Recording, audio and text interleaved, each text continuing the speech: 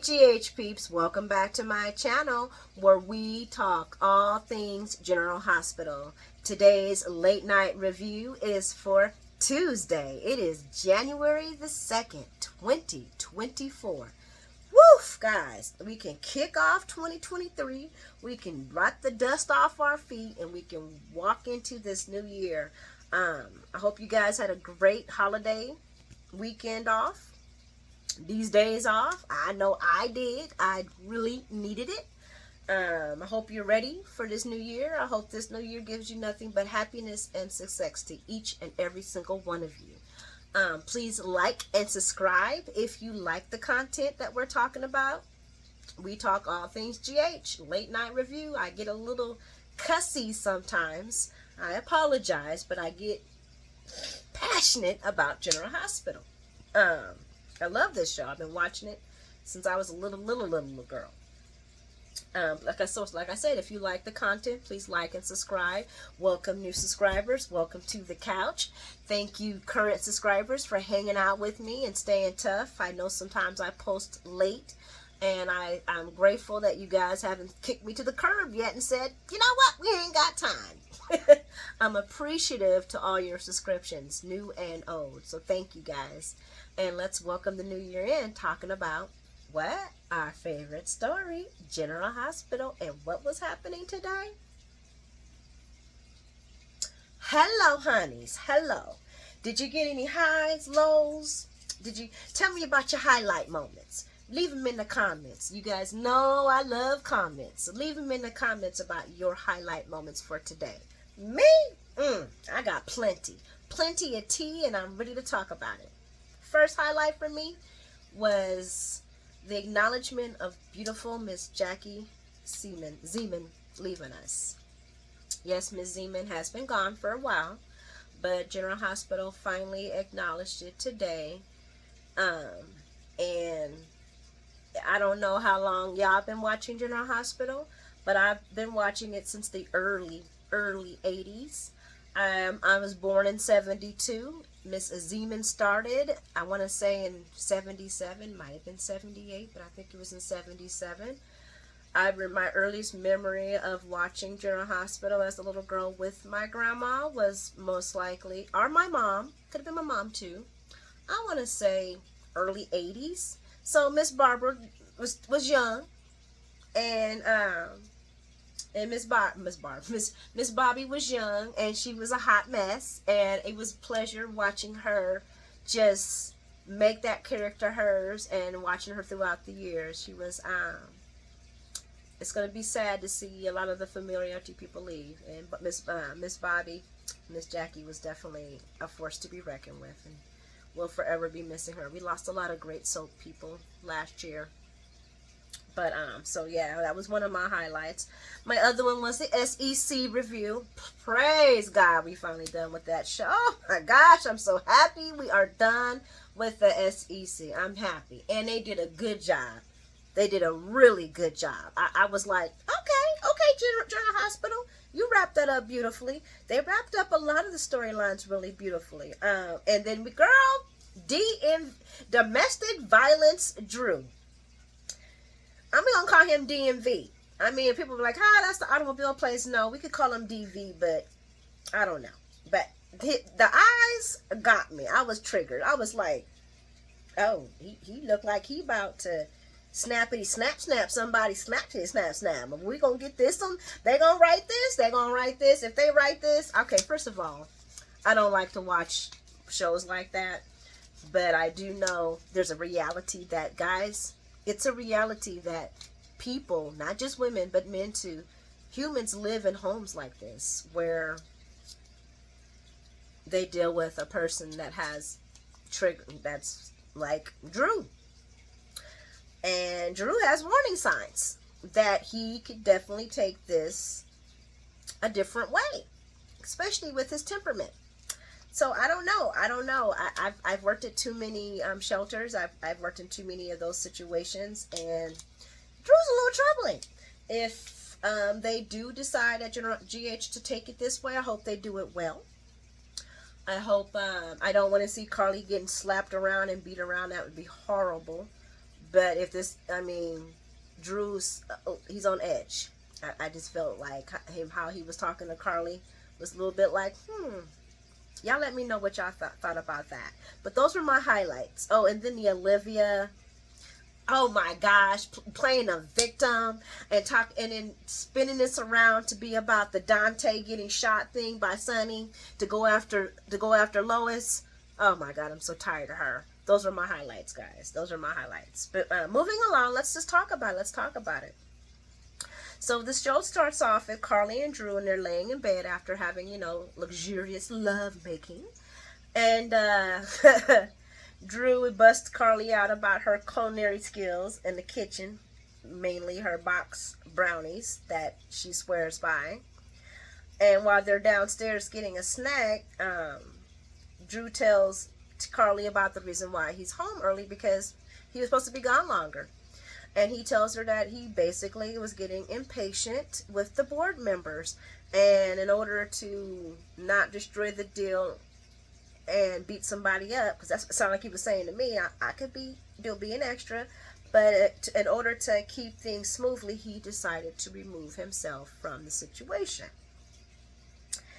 And Carly's like, well, that doesn't really sound like you. This is new. And Drew's like, well, I've been thinking about a lot of things. I had a lot of time to think about in Pittenville. I bet you did. And, being the Mr. Pete, when I got home, I was just trying so hard to be the peacekeeper and to make things so good for everybody else. But what did that get me? That got me nothing. And she's like, well, I like the soft Drew. I like the kind, gentle, forgiving Drew. He says, yeah, but that kind, forgiving bastard didn't do nothing for me when I was locked up in the pen being nice to my cousin. Did that get me anything? And I'm thinking to myself when he mentioned that, Ned didn't put you in prison, Drew. This is starting to piss me off because I see now where he's going to use his anger towards now, and that's on Nina. He's going to go after Nina. That's how Nina's going to get her arc. It's because Mean Ugly Drew is going to go berserko. He's already wants to go berserko on Ned, but now he's going to go berserko on Nina. And that ain't cool. That ain't cool. You can't blame everybody for you going to jail. You blame the woman that you're kissing on. That's her fault. It's on her. I love Carly. I love Carly, but that's on her. That ain't got nothing to do with nobody. Nobody at all. You want to be mad at your woman. I mean, I already see that might happen anyway. When he realizes that he can't get mad at Nina, he can probably take it out on Carly. We'll see. But he's tired of being that guy, and Carly's like, well, I like that guy. I like the sensitive, soft side of you. And she says, and I love you. I've noticed some changes in you about how you're, all of a sudden you're so aggressive towards Ned, and how you handle the Scout situation. And he's looking out the window like some twitcher. An angry man. Eyes all. Okay, I'm gonna tell you real. Droopy Drew was not working for me. I really don't like Angry Drew either, but Psycho Angry Drew, that might work. That might work. If they can make this juicy, I'm for it. I'm for the shits. I'm for it, guys. I'm sorry. I don't want to see Carly get bopped up across the head. Oh gosh, no. But I am for Psycho Angry Drew. But it gotta be good. Just not be angry, but Psycho angry. And while she's telling him about the Scout situation, he's like, well, did she tell you? Did she tell you what a great opportunity this is for her? And da-da-da-da. He says, yeah, she told me that you told her about it, that you didn't really discuss it with her, that you just kind of announced it, that you didn't put it out in the field as something to see if this is what this child really wants. And he's just like, well, this is a great opportunity for my kid, and da-da-da-da-da. And Carly's like, okay. Look, I'm just trying to, what is it? Looking at Carly while Carly trying to figure out his changes. Drew kind of snaps at her low-key style. And like, did you tell you that I got her into the Westwood Academy? And she's like, what do you mean? You announced it. There was no discussion. And he's like, well, what are you saying? And she's like, look, I love you. But I'm a little concerned about these changes. We all are, Carly. We all are. He says, why? Because I want the best for my daughter. She was like, no, because you went through hell. You went through hell. And this new person, So Carly's trying to figure out. They Drew goes and says, so he's like, well, let's just plan for the future. Let's start talking about this. Let's plan for the future. I want to have many beautiful moments with you. I'm gonna go light the fire. And while he's lighting the fire, Carly's like, I hope this motherfucker okay, because he don't seem like he okay. And I'm like, no, Carly, he's not okay. When he was sitting there looking out the window and snapping at you low key, that was not okay. He is not okay. And then that's when Carly gets the call from the ambassador overseas informing her that Miss Bobby Spencer has passed. And Carly's face was perfect she gave the perfect response to that horrible news. And I'm sure it's going to be a very big blowout tomorrow. And like I said, I love me some Bobby. I really did. I loved early Bobby and early Carly. Their relationship went through a lot to get to where they were. So it's going to be really hurtful when I'm pretty sure they're gonna hope they do right by her.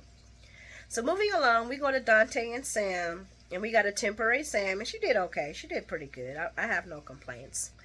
Dante is showing himself to be a great stepfather. I really like that she's got a really good sound dude in her life. That's a family man. Because I did love Sam with Jason. I did. That's, to me, was just a perfect couple.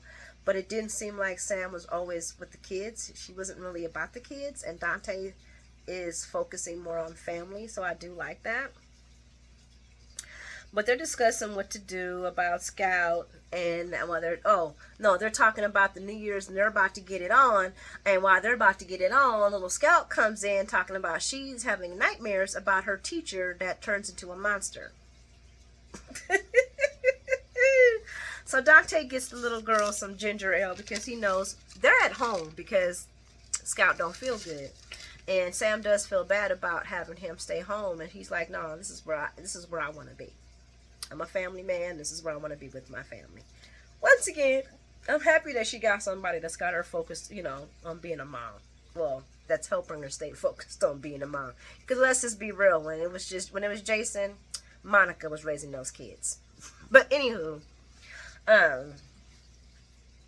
basically they talk about the dream, and Dante's there to listen, and after the dreams, and Sam's like, no, you don't have to go to that school. If this is how you feel, you don't have to go to that school. And then Scout's like, well, won't my dad be mad at me? And she's like, no, your dad's going to be happy. He's going to want you to be happy. He's not going to fight. He's not going to fight this. If this makes you that unhappy, we're not going to do it. And I'm thinking to myself, I don't know now. DV Drew, he might not take this lying down. He might not be happy that she's not supporting him. And him wanting her to go to Westwood. And Dante's really trying his best to stand up for Drew. Talking about his changes and how he's not really giving himself time to, heal from everything. He's just kind of like jumping in and trying to just, be present in his kid's life. But Dante's really like I said, Dante is a really good stepdad because he doesn't want to have this thing with Drew, but he's standing by Sam's side and he's telling her, I understand what you're feeling though, and it has to be. Drew is wrong for rushing in there, putting his child in some school and not even thinking about how it affects his daughter, not even really caring how it's going to affect her, and just doing what he wants to do. And Sam makes a good statement about how she's been a single mom. Yeah, she's been a single mom. Jason and Drew ain't been there. Just been her. That's it. That's it. And even for a while, it wasn't even her. It was Monica. Monica was the mama. Okay, so these kids need some structure. And I feel I gotta agree on Sam standing up and saying, no, I'm gonna protect my daughter. She don't want to go to this school. She don't have to. And even Dante's like, you want your kids to have, you don't want your kids to be afraid to live, but you also want to respect your kids' boundaries. I was back and forth about the whole entire thing because I would want my child to go to a school that I would want her to get my children to get the best experience in. But if it's something that's causing them like mental trauma, we may have to walk this through a little bit more. we maybe we gonna work our way into this to see if this would work. I'm not gonna, that to me that was a little much, but just forcing the child to go to school. The whole entire approach was bad, because that's not how you tell your kids you want them to go to school. You start talking about it, and you start talking about the good and bads, and you slowly getting them comfortable to it. But anywho, I think that we're gonna leave that one alone. We pretty much know how this is gonna work out now that we got DV Drew. It ain't gonna be good. But thankfully we got Dante, and Dante will be a balancer between those two, because Sam is like, damn, I didn't told her she didn't have to go to this school, and I kind of did the same thing that Drew did. And I'm like, Sam, you're the only parent. Make girl, you do what you gotta do for your child. Let Drew be okay. Anyway, we're going to run over to the Quartermains. We got Brooklyn and Chase sneaking in to have some good champagne, because the show that Blaze is doing at a dive, that's not a dive, but a really good dive that can really help increase her music career, and got good champagne. So they're there to get some champagne, and while they're there, Chase gets a text message from his dad, Gregory, smiling from his jump, and he's like, wow, my dad is really living his life to the fullest. And it is ironic that he would have to have this ALS to do these kind of have these kind of adventures. And there's a part where I don't think Chase is expecting his dad to pass away, and Brooklyn kind of sees it. She's like, oh shit, this is going to hit this boy hard. And we all see it. It's going to hit Chase hard, because Chase is holding on that his dad can live forever, or a lot longer than he thinks. And they toast to the new year and the new love, and that's when he gets a call from the police station. He has to go. And rumor says that Cyrus is going to get shot, so I wonder if that's why he has to go. Now, that's rumor. I don't know, but that's rumor. Moving along, because I want to get to the famous SEC. Oh my gosh, guys. It went down. It was flawless.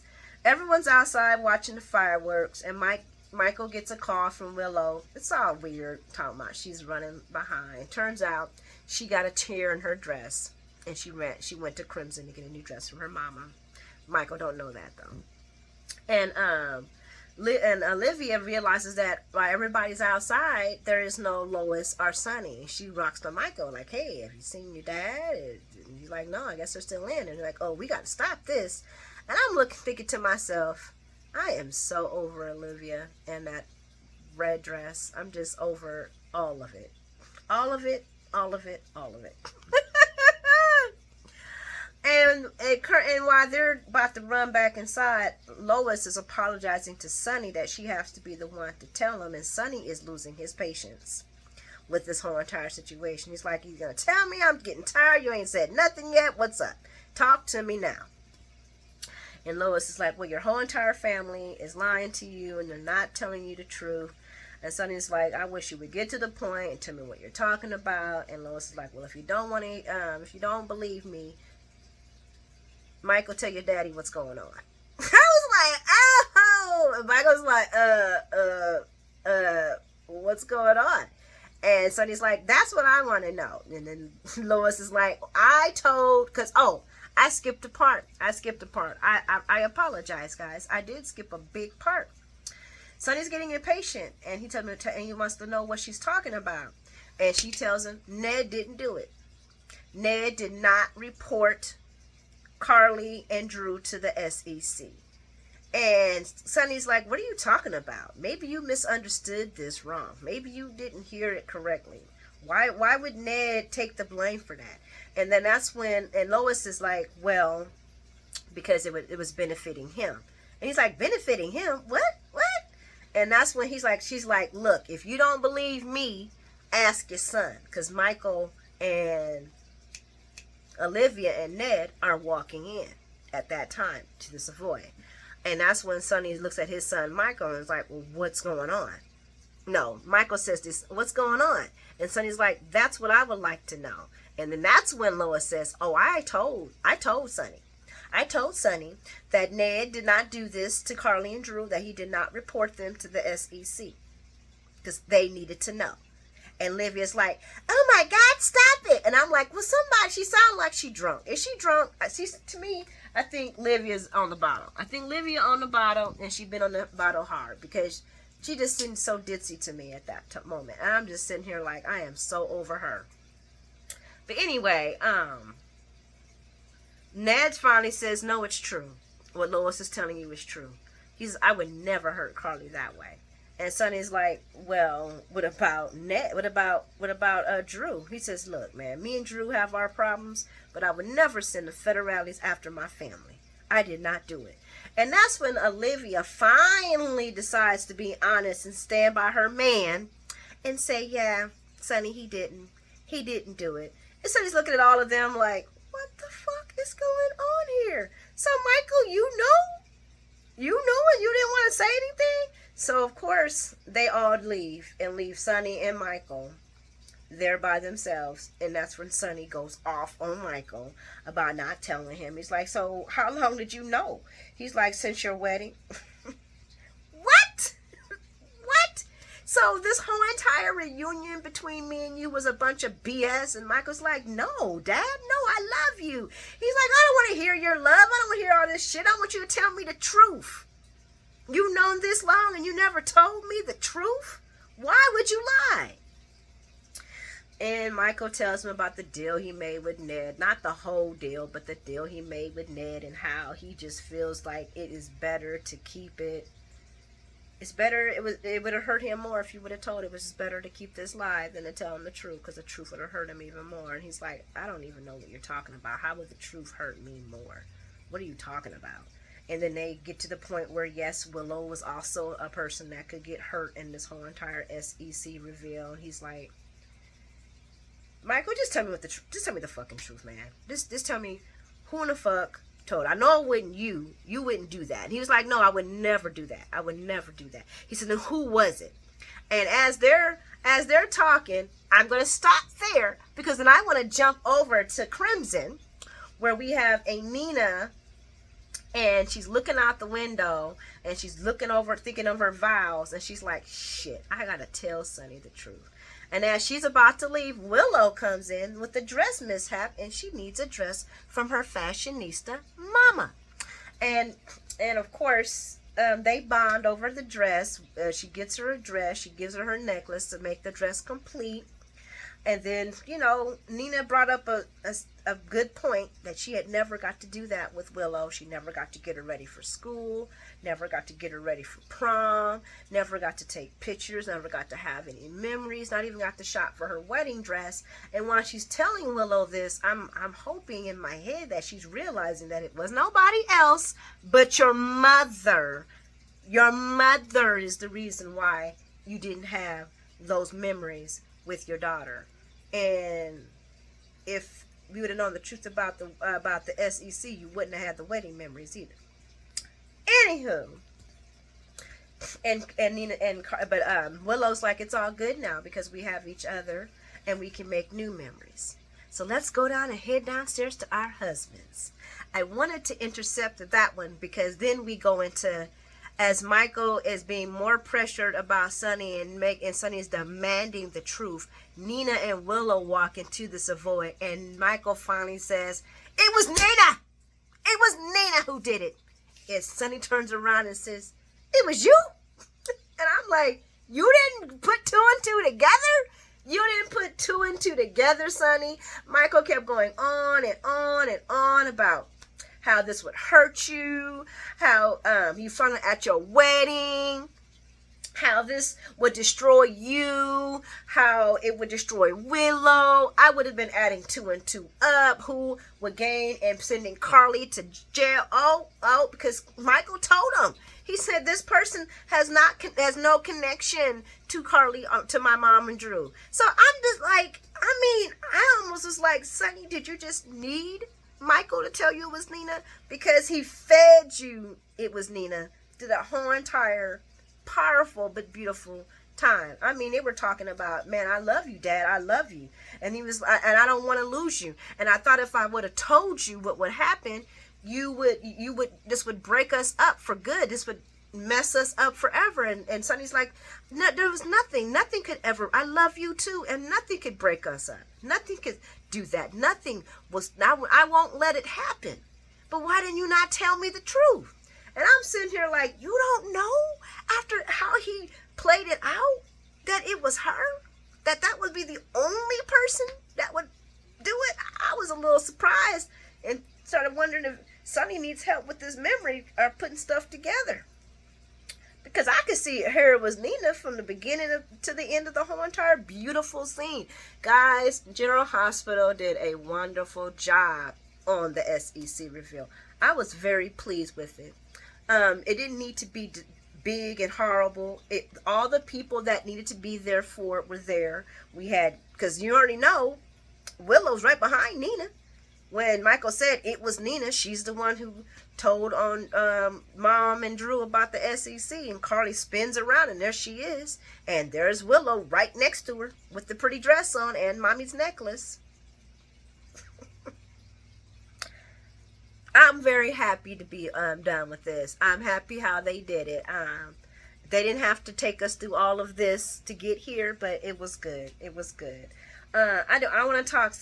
I want to talk slightly about the Olivia and the Lois exchange, because I thought it was just a waste of time, and I didn't even take notes. I was just like, no, Olivia didn't.